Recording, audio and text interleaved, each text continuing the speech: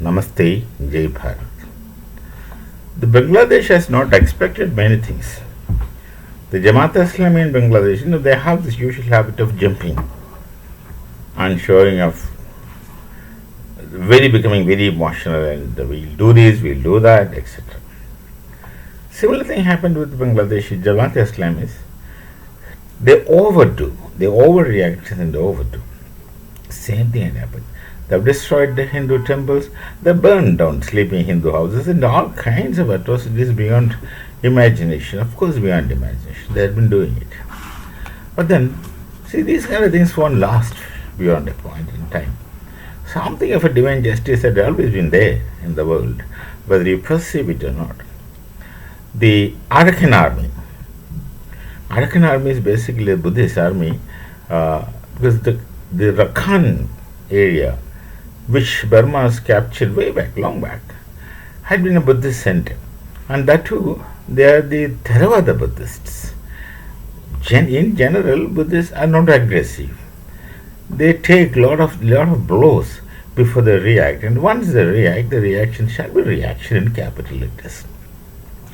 The Theravada Buddhists, whom otherwise sometimes people call it as the Hinayana Buddhists. The Hinayana Buddhism means, there are two sects in Buddhism, sheerly out of impressions of people, that's what I would say. The initial Buddhism, Theravada, in Sanskrit shall be Theravada, should be the original, or maybe the archetype, it should mean. They are very rigid with their laws. And then to accommodate more people, somewhere at some point in time, they have liberalized many of the hardships within the Buddhist sect. So they are called as the Mahayana Buddhists. Yana means vehicle. Mahayana means a larger vehicle which can carry more people, large number of people. And then the Mahayana is called the Theravada Buddhism as Hinayana because a lesser vehicle, which can only carry few people. Both are right. Right, it's a practically right thing. But they themselves don't call themselves Hinayana, smaller vehicle. They call their original names Theravada, or the archetype Buddhism, which is Theravada Buddhism. And these people are Theravada Buddhists, so they were subject to the atrocities of the Rohingya Muslims. I needn't explain how the Muslim terrorists would react to people whom they don't want, or they don't like, or who they think are Kafirs. And for them, there are many Muslims themselves who are Kafirs, not only Buddhists, or Hindus, or Christians, anyone who is not in conformity with their own faith, of whichever sect or version of Islam they may belong to, are Kafirs to them. So they react in the same way all over the world. There is no exception to it. There are no exceptions to the rules. You remember that song? Yeah, there are no exceptions to the rules. Everybody is somebody's fool, fat bones. So, now the Buddhists are reacting. So that's a formation of the Arakan Army. And the Arakan Army is active. They have captured the Rakhine area of the erstwhile Rakhine area, which is now under the occupation of Burma. There's a way from Rakhine area to Bangladesh, the area they have captured. The Arakan Army is defending themselves against the Rohingya Muslims. And the Rohingya Muslims have become a menace. The Burmese are predominantly Buddhists. In spite of the military rule, they are Buddhists. So they will have that cultural connotations of Buddhism. So they are trying their best to push these Rohingyans out of Burma. And most of them were pushed. Bangladesh already had some lakhs of Rohingya refugees in Bangladesh. Look, the Bangladeshis themselves don't have food to eat, which Sheikh Hasina was somehow trying to redeem them. And then the pushers, the Rohingyans are pushing themselves into Bangladesh. They are under that kind of a strict border. I'm talking about the Sheikh Hasina regime. They're already there. Now with this thing, the Rohingyans will find the borders are very loose and very easy. And on the other hand, the Arakan Army is becoming powerful. They will push every possible Rohingya Muslim into Bangladesh. That's exactly what they're going to do. They'll push every possible Rohingya Muslim outside the Rakhine state, or possibly outside Burma, and they will push them directly to the Bangladesh, most likely. And Bangladesh, which is already under kind of insurgency, lawlessness, and Jamaat-e-Islam is barbaric activities towards humankind, and these people will join hands with them. Terrorism versus terrorism, as it is happening in Syria. Terrorism versus terrorism, a version of terrorism versus another version of terrorism is going to be the case in Bangladesh. Now, there's a possibility the Arakans may push themselves into the Bangladesh area because they have captured the way to Bangladesh. There is this Chittagong area, the port. Chittagong's demography is that some 35% of Chittagong is Hindus, 5% Christians. That makes a 40% of non-Muslims. And the Arakan Army, if they get support from the Hindus of Chittagong, and of course Christians and Hindus shall be together, then Chittagong might fall to Arakan Army.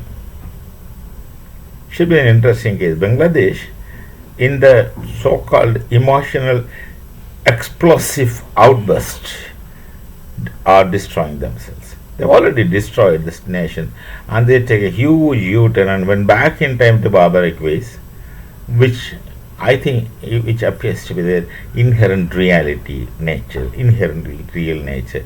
Given an opportunity, it manifests, it comes out. So all the civilized behavior must be artificial, not natural, under the temperature and pressure which is outside. So once they're free, if this is how they act, their original character is that. So simple. So Arakan Army is making its way, and now Burma, 40% that they owe to China. Looks also similar, those people, some kind of ethnic similarity. I don't know how there is a linguistic similarity. Burma's cultural affinity more with Bharat in the past also, now also. And we have a reasonably good relations with Burma. But they have this outfits there, the lawless outfits within Burma, who would involve in drug trafficking, drug cultivation, opium cultivation, etc., drug trafficking, and arms smuggling. This is a headache to Bharat.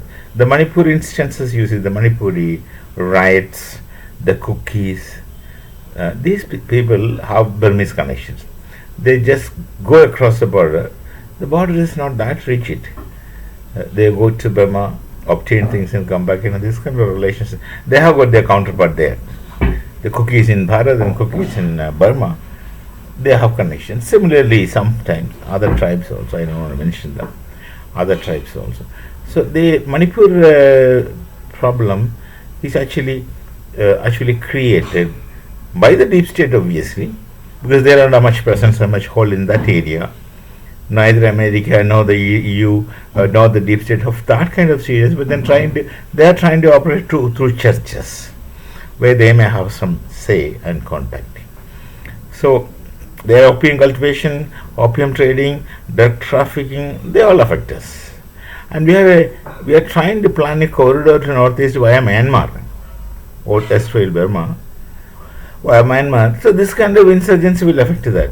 But China is in deep trouble because China has invested a huge amount of money in Myanmar, and Myanmar's debt, 40% of which is from China.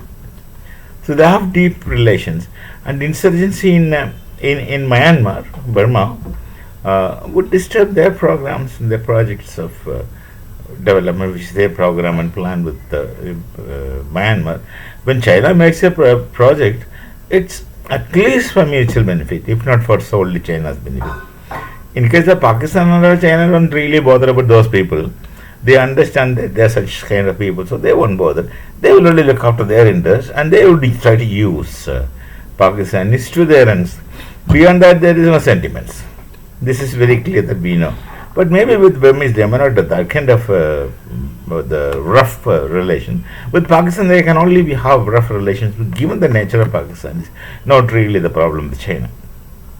So their interests will be affected, and it's all we'll have problems because these refugees would try to get into Bharat. We have to be very, very careful with our borders, and the opium trading, opium cultivation, drug trading, all these things we have to watch. And the terrain is not very friendly and largely unfamiliar. All these difficulties we have, but Bangladesh is going to be really in a soup with the Arakan Army if they get into Bangladesh. And what do you think of the Buddhist army? Will they support the Rohingyans or the Islamists in Bangladesh or Bharat? I need to answer this question in spite of whatever may be the case in the past. So, Bangladesh is getting things from outside. We haven't disturbed them till now, except warnings. So, we will meet again with some other thoughts. Till then, Namaste. Jai Bharat, Jai Siya Ram.